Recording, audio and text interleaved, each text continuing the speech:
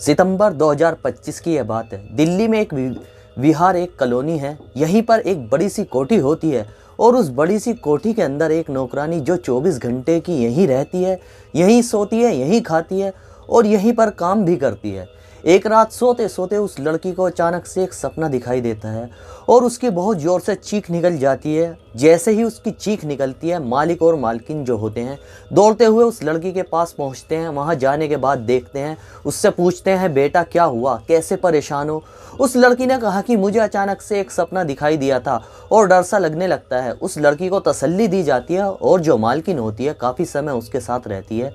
उसके बाद यह वक्त बीत जाता है। 2-3 दिन बाद फिर उस लड़की को वही सपना दिखाई देता है और जैसे सपना दिखाई देता है तो उसकी फिर से चीख निकल जाती है। अब मालिक ने उस लड़की से पूछा कि बेटा तुम बड़ी डरी डरी रहती हो, सहमी सहमी रहती हो, क्या दिक्कत है, क्या परेशानी है, मैं तुम्हारी क्या मदद कर सकता हूँ, तुम मुझे अपने पिता की तरह मानो, कोई दिक्कत कोई परेशानी है तो मुझे तुम ज़रूर बात कर सकती हो। लेकिन उस नौकरानी ने उस मालिक से कहा कोई भी ऐसी बातचीत नहीं है कि वह शांत हो जाती है। लेकिन तीसरी बार फिर उसको वही सपना दिखाई देता है और जो सपना दिखाई देता है तो उसकी चीखें निकल जाती हैं। इस बार मालकिन ने मालिक की भूमिका निभाई और वो उसके पास जाती है, उसको अपने सीने से लगाया, उसको पुचकारा दुलारा, उससे कहा बेटा तुम इतना क्यों परेशान हो, क्या दिक्कत है, क्या परेशानी है, क्या बात है, तुम रात में सोते सोते एकदम चीखने लगती हो, डर जाती हो, डरी सी रहती हो, सहमी सी रहती हो, मैं तुम्हारी माँ की तरह हूँ, तुम मुझसे यह बात बता सकती हो।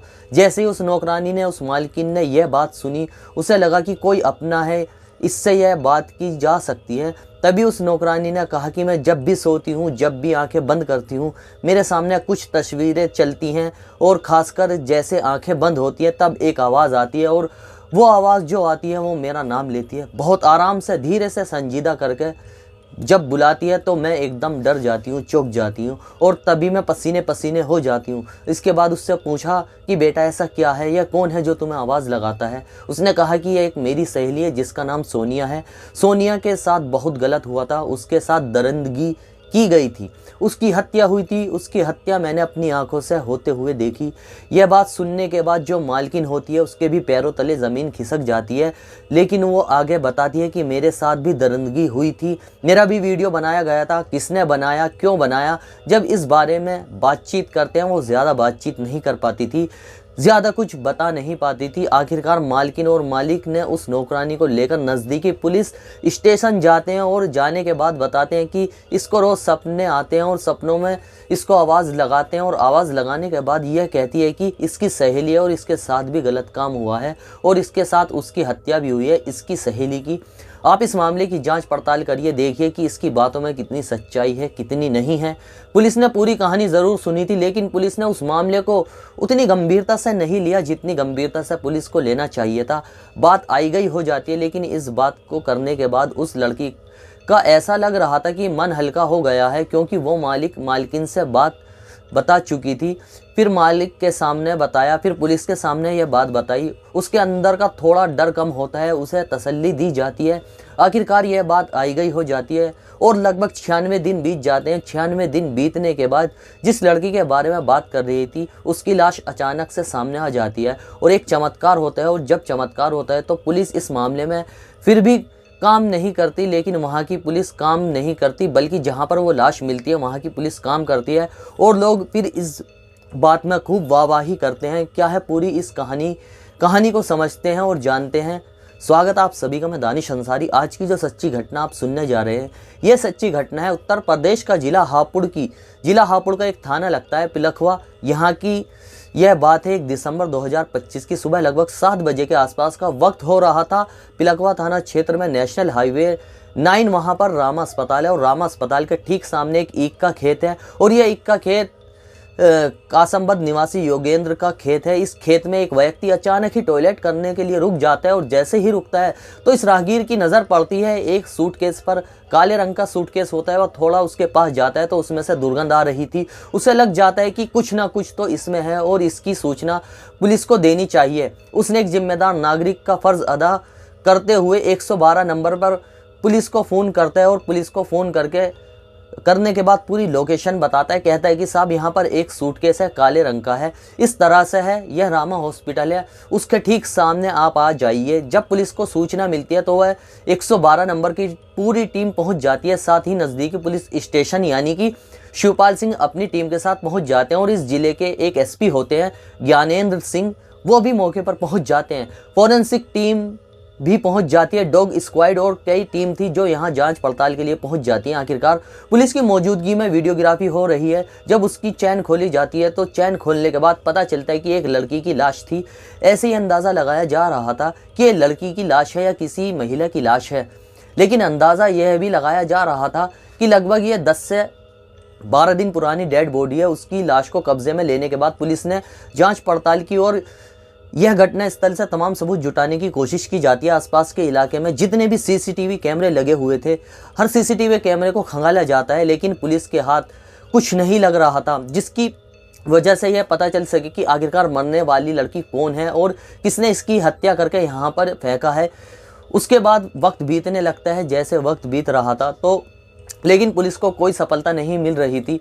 पुलिस ने आसपास के जिलों के सभी थानों को ये सूचना भेजी, आसपास के प्रदेशों तक को ये सूचना भेजी। पुलिस ने जो भी अपने कुछ ऐसे सोशल मीडिया पर अपने बनाए हुए प्लेटफॉर्म हैं वहाँ पर भी ये सूचना डाली जाती है, लेकिन इस लड़की के नाम की कोई भी ऐसी सूचना पुलिस के पास नहीं पहुँचती, ना ही कोई गुमशुदगी की रिपोर्ट दर्ज होती है। तो पुलिस वाले यह सोचकर कि आखिरकार इसकी हत्या का खुलासा कैसे होगा, कैसे नहीं होगा, लेकिन पुलिस अपनी तरफ से इस तरह से जांच कर रही थी। आखिरकार एक पोस्टर तैयार किया जाता है और वो पोस्टर तैयार करने के बाद कई टेम्पो के पीछे लगाते हैं, बसों के पीछे लगाते हैं, रोडवेज पे लगाते हैं, जहां पर पब्लिक का बहुत आना जाना था वहां पर वो पोस्टर चस्पा कर दिया जाते हैं, ताकि जो भी जानकारी मिली है, सूटकेस का रंग बताया गया है, लड़की के ऊपर जो कपड़े थे, जो कपड़े पहने हुए थे उसके कपड़े बताए गए हैं, उसके बालों की लंबाई बताई गई है।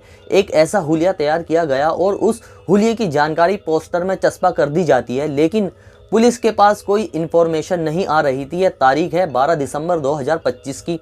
एक टेम्पो है जो कि आगे चल रहा है, एक बड़ा कारोबारी है, बड़ा बिजनेसमैन है जो कि उसके पीछे चल रहा है। वो कारोबारी बार बार अपनी गाड़ी का हॉर्न बजा रहा था, लेकिन वो टेम्पो वाला सुनने को तैयार नहीं हो रहा था। इसी बीच में उस टेम्पो वाले पर इतना गुस्सा आता है उस कारोबारी को कि वो कहता है कि तुम क्या साइड नहीं दे सकते हो, मैं बार बार हॉर्न बजा रहा हूँ, तुम्हें रोकने की तैयार नहीं हो। वो इतना गुस्से में आता है, इतना गुस्से में आने के बाद उतर के उसको डांटना फटकारना शुरू कर देता है। डांट फटकार के जैसे ही वो ये जो बिजनेसमैन है वहाँ से हटता है तो उसकी नज़र टेम्पो के पीछे लगे हुए उस पोस्टर पर पड़ जाती है। उस पोस्टर को देखता है और देखने ते ही उस टेम्पो वाले को रोकता है। रोकने के बाद पूरी जानकारी कलेक्ट करता है और कुछ जानकारी कलेक्ट करने के बाद मोबाइल से फ़ोटो खींचता है और मोबाइल से फ़ोटो खींचने के बाद जब अपने घर पहुंचता है, घर में एक नौकरानी है, उसके घर में काम करती है, उस नौकरानी से बात करता है कि बेटा जैसा तुम बातें बता रही थी वैसी बातें ही इस पोस्टर के अंदर लिखी हुई हैं। मुझे ऐसा लगता है कि जो तुम्हारी सहेलियां कहीं ऐसा तो नहीं है इस सूटकेस के अंदर ही पैक कर दी गई हो।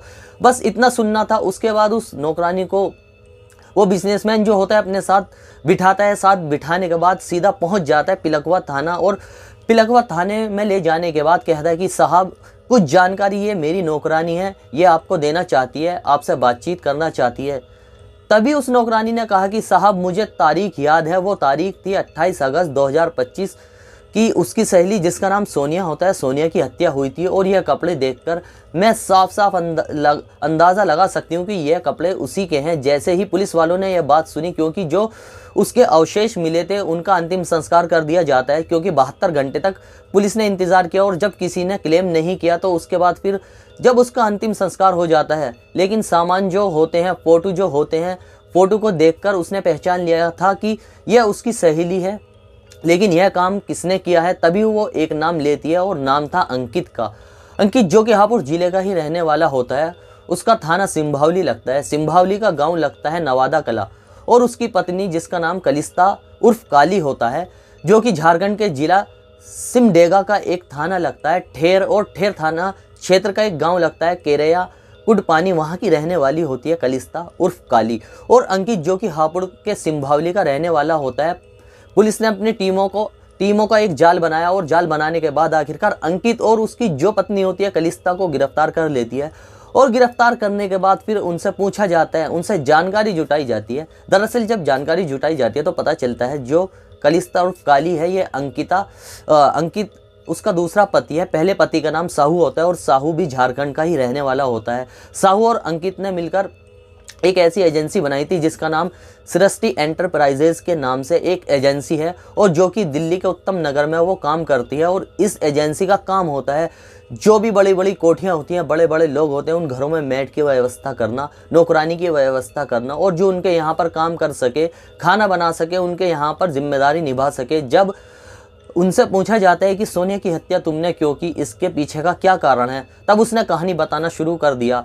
उसने बताया कि साहब एक रोज़ की बात है, वो अपने घर पर बिल्कुल अकेला था और उस वक्त सिर्फ सोनिया थी। सोनिया को देखकर उसका दिमाग खराब हो जाता है, यानी कि उसकी नीयत खराब हो जाती है और उसके साथ उसने गंदा काम करने की कोशिश की, उसने विरोध करने की कोशिश की, उसने उसको डांटा फटकारा, लेकिन उसे डर लग रहा था कि यह बात कहीं लीक ना हो जाए, इसलिए उसने उसके साथ गलत काम तो किया ही, लेकिन उसका पूरा का पूरा वीडियो अपने मोबाइल में कैद कर लिया और यह कह दिया उससे कि अगर यह तुमने भविष्य में यह बात कहीं दोहराने की कोशिश की तो देख लेना, यह वीडियो लीक कर देगा।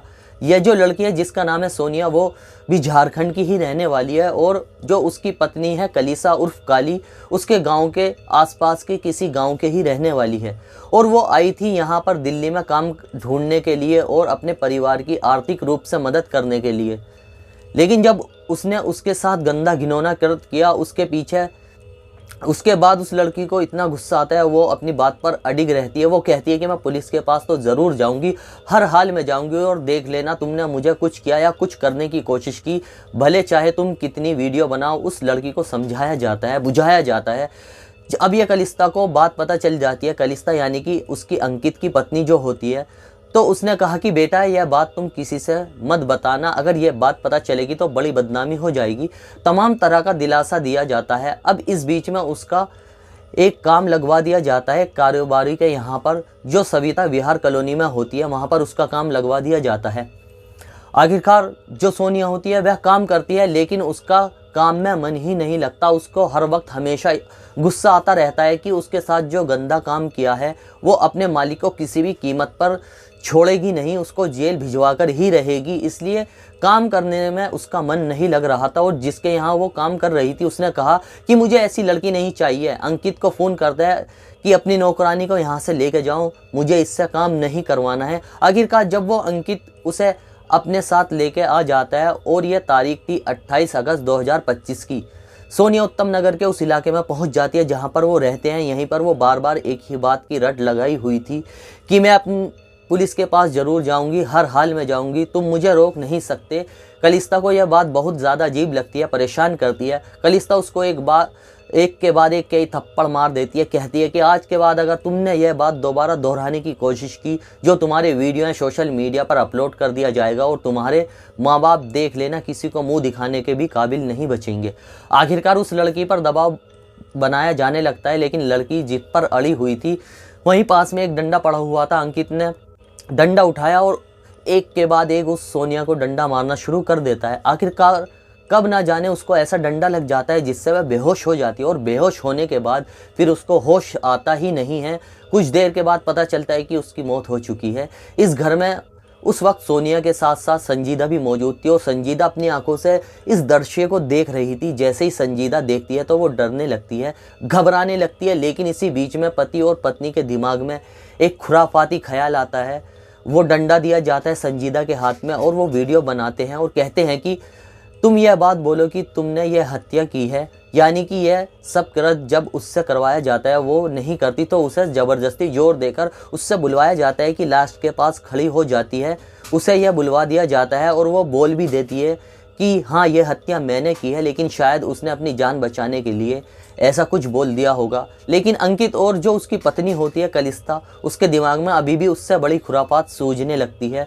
फिर पत्नी वीडियो बना रही थी और अंकित उसके साथ गलत काम कर रहा था और वो पूरा वीडियो बन जाता है। उसके बाद फिर यहाँ पर संजीदा से यह कहा जाता है कि तुम्हारे 2 वीडियो बन चुके हैं, एक तो तुमने हत्या की है इस बात की और दूसरा तुम्हारे साथ जो गलत काम किया है।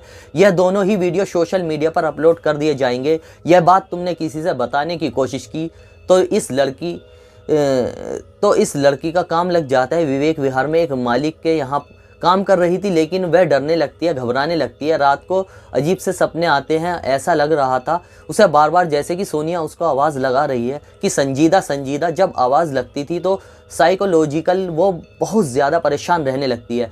उसने अपने मालिक को बताया, मालकिन को बताया। वहाँ नज़दीकी पुलिस स्टेशन में बताते हैं, लेकिन यह बात किसी को इतनी ज़्यादा गंभीर नहीं लगती। लेकिन जब सूटकेस मिलता है इस हत्याकांड की, यानी कि 28 तारीख की यह घटना थी, 28 अगस्त 2025 को, और 1 दिसंबर 2025 को जब ये सूटकेस मिलता है तो उसके बाद फिर पुलिस सक्रिय होती है और पोस्टर छपवाया जाता है और फिर उसी मालिक को मिल जाता है जो मालिक और मालकिन उस लड़की को इंसाफ दिलाना चाहते थे। आखिरकार जब इस घटनाक्रम का खुलासा होता है तो हापुड़ की पुलिस ने इन दोनों आरोपी पति और पत्नी को गिरफ्तार किया और गिरफ्तार करने के बाद इनको जेल भेज दिया। शायद बाकी की ज़िंदगी इनकी सलाखों के पीछे गुजरेगी, क्योंकि इनके ऊपर न केवल हत्या के चार्जेस लगेंगे बल्कि उन दोनों लड़कियों के साथ जो गलत काम किया है वो भी चार्जेस लगेंगे। दोस्तों, इस पूरे घटनाक्रम को सुनाने का मकसद किसी का दिल दुखाना नहीं, किसी को परेशान करना नहीं है, बल्कि समाज में हो रही घटनाओं से आपको जागरूक करना है, आपको सावधान करना है और आपको यह बताना है कि पाप करने वाला भले ही चाहे यह सोचे कि कभी पकड़ा नहीं जाएगा, लेकिन इस कहानी में वाकई चमत्कार ही होता है कि उस लड़की ने बताने की कोशिश की लेकिन पुलिस ने गंभीरता से नहीं लिया और इस घटनाक्रम यानी कि हत्याकांड के 96 दिन बाद वो लाश मिलती है। जिस लाश को समझ रहे थे कि 10 या 12 दिन पुरानी है, वो 96 दिन पुरानी लाश थी जो कि ना गली थी ना सड़ी थी पूरी मात्रा में, और ऐसा लग रहा था देखकर जैसे कि 10-12 दिन पुरानी है। यह किसी चमत्कार से कम नहीं हो सकता। ये इतने दिन के बाद लाश मिली थी, हो सकता है बिल्कुल गल जाती। शायद इस घटनाक्रम का खुलासा ही नहीं होता, लेकिन इस घटना में खुलासा भी होता है और आरोपी पकड़े भी जाते हैं, और यह सब किसी चमत्कार से कम नहीं होता। दोस्तों, आप जहां रहें अपना ख्याल रखें और खुश रहें। जय हिंद दोस्तों।